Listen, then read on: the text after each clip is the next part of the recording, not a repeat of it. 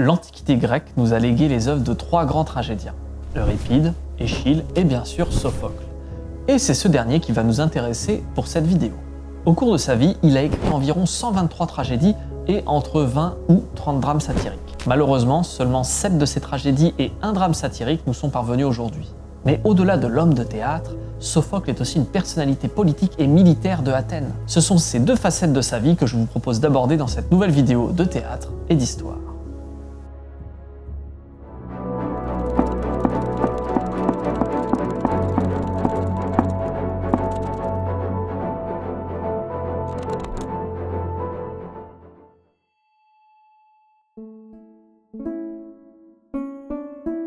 De la vie de Sophocle, on ne connaît que quelques éléments. Il serait né à Colone, un petit village à côté d'Athènes, entre -496 et -495. Selon les sources, son père, un certain Sophilos, aurait dirigé sa propre fabrique d'armes, tandis que d'autres prétendent qu'il n'était qu'un simple forgeron.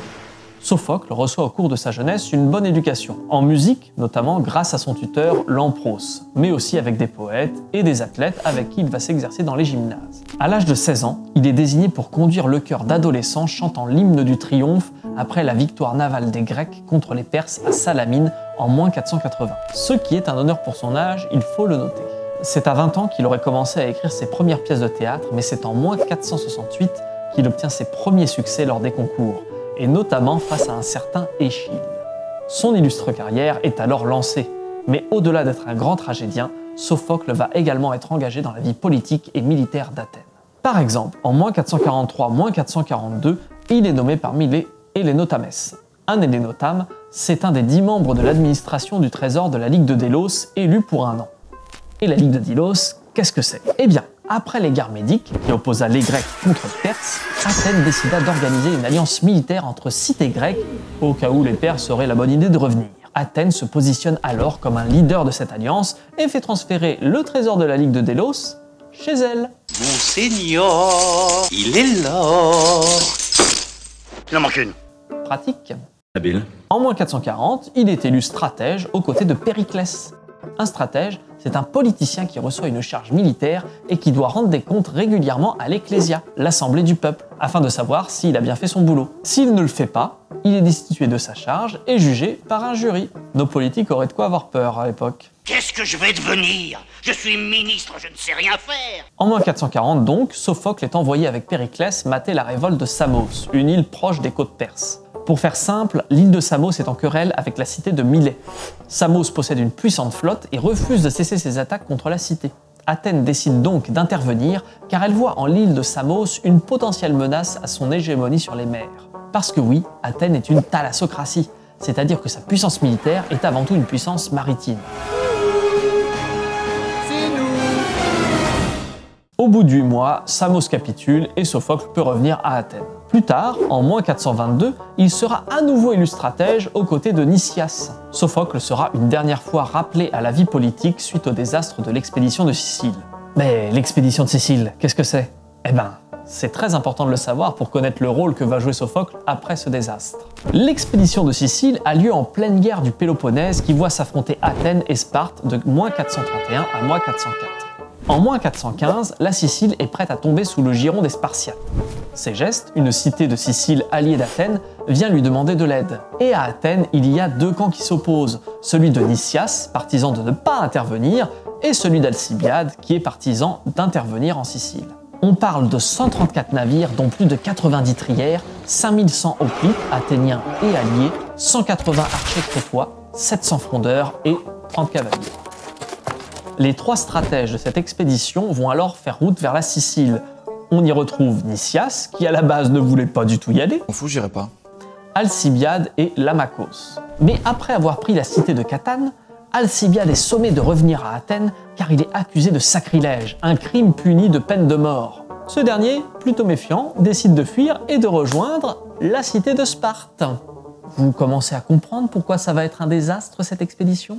Tu n'es pas seulement un lâche, tu es un traître. Comme ta petite taille le laissait deviner. Et toi, tu es quoi, toi? Hein? Toi, qu'est-ce que tu es, toi? Tu es quoi, toi? Silence, Loctave! Les Spartiates, qui sont maintenant au courant de l'expédition athénienne contre la Sicile, décident d'intervenir également. Et c'est le début d'une longue période de souffrance pour les Athéniens présents sur l'île qui vont connaître pas mal de revers. En moins 414, Lamachos meurt dans une escarmouche. En moins 413, c'est au tour de Nicias qui est capturé, ainsi que Démosthène et Eurymédon, deux stratèges athéniens venus en renfort avec 73 trières et 5000 hoplites. Ils sont tous les trois exécutés. Les soldats, eux, seront parqués dans des carrières sans eau ni nourriture et sous un soleil cuisant et sans possibilité d'enterrer les cadavres pendant 70 jours. Les survivants seront vendus comme esclaves par la suite.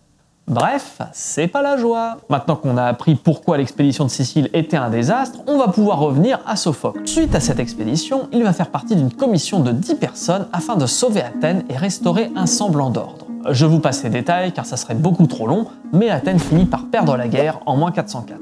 Sophocle, lui, meurt en moins 405 à Colonne à l'âge de 90 ans.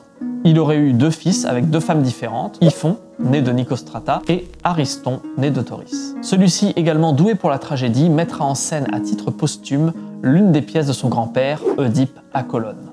Sophocle aura mené une existence bien remplie, mais ce n'est rien en comparaison des œuvres qu'il nous a laissées.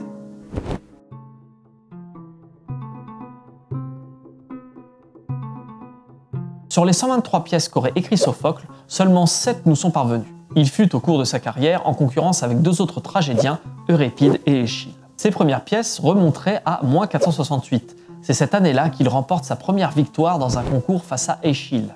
Il aurait en tout remporté 18 victoires dans les grandes Dionysies, on dit même qu'il n'aurait jamais fini dernier, et 6 autres au Lénéel pour un total de 24 victoires, ce qui n'a jamais été égalé en Grèce. Il remporte sa dernière victoire en moins 409 à l'âge de 87 ans avec sa pièce Philoctète. Si jamais vous vous demandez ce que sont les grandes Dionysies et les Lénéennes, je vous mets en description une vidéo sur le théâtre grec qui pourrait vous aider.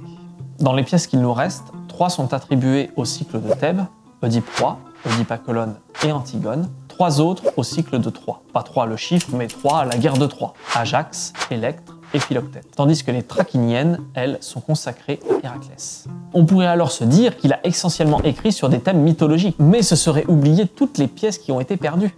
Mais Sophocle, c'est aussi une évolution dans la manière d'écrire des pièces de théâtre et de les mettre en scène.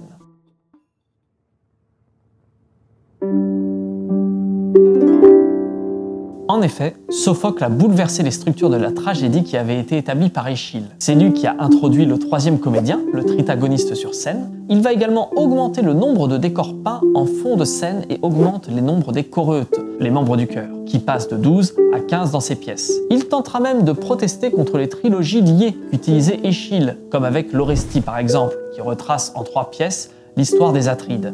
Sophocle, lui, préfère les tragédies libres, où chaque drame est indépendant, mais son idée n'aura malheureusement pas beaucoup de succès.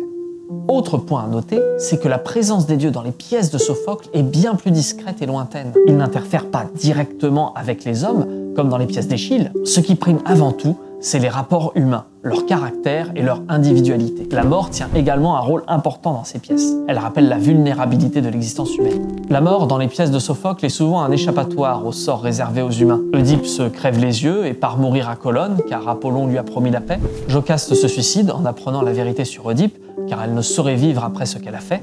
Aémon fait la même chose après avoir appris la mort d'Antigone, car vivre sans elle serait trop douloureux. Et Ajax, lui, veut mourir pour fuir le déshonneur. Dans les pièces de Sophocle, les humains sont faillibles, ils ont des faiblesses, des moments de doute. Ils refusent même parfois de voir la vérité en face. Il y a une phrase dans Antigone qui résume parfaitement l'importance des humains dans les pièces de Sophocle. Il est bien des merveilles au monde, il n'en est pas de plus grande que l'homme. J'espère en tout cas que cette vidéo vous aura plu. N'hésitez pas à vous abonner, à liker, à partager la vidéo, mettez en commentaire les dramaturges que vous voulez qu'on traite. D'ici là, je vous dis à bientôt pour un peu plus de théâtre et d'histoire.